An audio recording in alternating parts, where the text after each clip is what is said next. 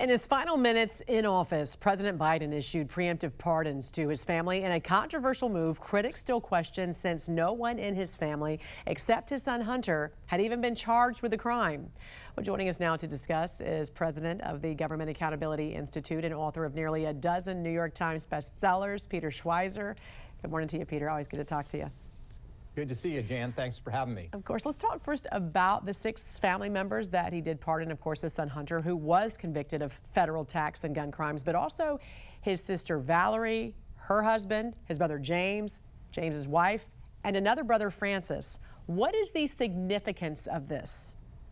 Yeah, great question. In addition to all being family members, either by birth or by marriage, these are all individuals whose names appear on these limited liability companies, these LLCs through which foreign money flowed to the Biden family. This is foreign money that came from China, Russia, and Ukraine. It was a subject of my early books in 2018 and 2020 on the subject, but more significantly, this was the focus of the investigation of the House Oversight Committee by James Comer. And what they did was subpoena financial records and confirm that, in fact, money did flow through these entities. So I think these pardons are a way of expressing, I think, the concern that the Bidens have that there may be some legal liabilities here in terms of these foreign payments that went to the family while Joe Biden was in office. Also significant, the pardons span a little over a decade, so this wasn't just for the past 4 years. It's from January 1st of 2014 to December 2024. So you also believe this is directly related to Biden leaving the presidential race. How so? Yeah, I mean, like in comedy, timing is everything. And if you look at the timing on these pardons, what you see is they begin, as you point out, January 1st, 2014. Why is that significant? Well, literally, that's when these deals were secured. Joe and Hunter Biden go on Air Force Two to China in December of 2013. In January of 2014, that's when the first Chinese deals were struck. A couple of months later, that's when the deal with Russia from Yelena Baturina, the Russian oligarch, was done in the spring of 2014.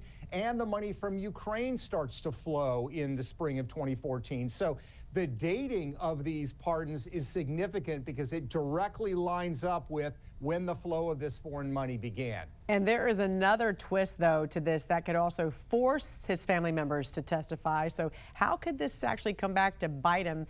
And do you think the DOJ will continue with their investigations? Well, I certainly hope they do continue the investigations, not because we need to get Joe Biden per se. It's because what we know in Washington, D.C. is if you give politicians the ability to make money and get away with it, it's going to be imitated. So this is not going to just be limited to the Bidens. We're going to have other people in politics taking money from foreign officials. Here's the vulnerability that the Bidens have.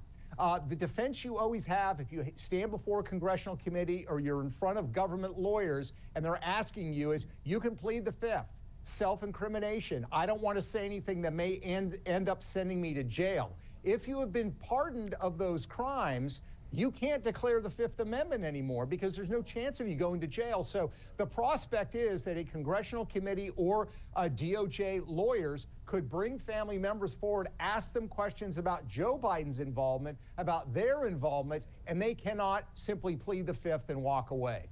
Trump pointed this out, and I wanted to get your opinion on this. What did you think about the fact that he didn't pardon himself? Joe Biden pardoned all these family members, part of the January 6th, committee. He pardoned Dr. Anthony Fauci and General Mark Milley, but did not pardon himself. What was your thoughts on that? Yeah, it's a good question. I'm not a lawyer. There's some people who've said you probably can't technically pardon yourself. I don't know if that's true. But the second point is, what he's essentially done is pardoned everybody in the family around him that has knowledge of this. So yes, there is a prospect they can go before committees, they can't plead the fifth, et cetera. But the bottom line is everybody around him, where this money passed through, and specifically Hunter, who arranged all of these deals, they don't face legal jeopardy anymore. So it makes it a lot harder. It takes the sting, I think, out of bringing a case against Joe Biden. So you could argue in a way by pardoning all of his family members, he kind of in effect pardoned himself without actually doing it directly. President of the Government Accountability Institute and author of nearly a dozen New York Times bestsellers, Peter Schweizer. Always good to see you, sir. Thank you for joining us here. Thanks, Jan. Have a great weekend.